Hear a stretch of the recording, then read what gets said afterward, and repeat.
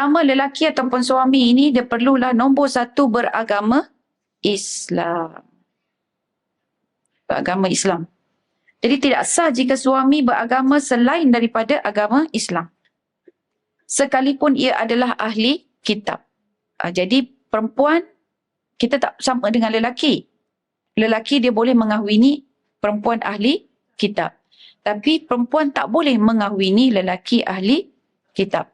Sebab apa? Ya, sebab lelaki ni dia ada kuasa memutuskan. Jadi contohlah, isteri kata, bang saya nak pergi gereja.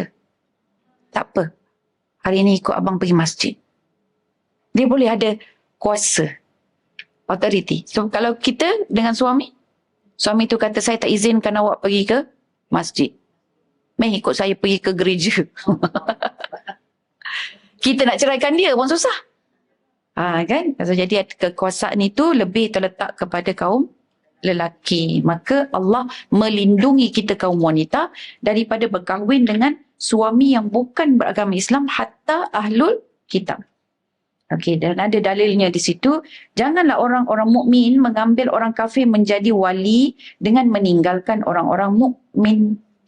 Sesiapa yang berbuat demikian, nescaya lepaslah ia dari pertolongan Allah. Wali ini pemimpin.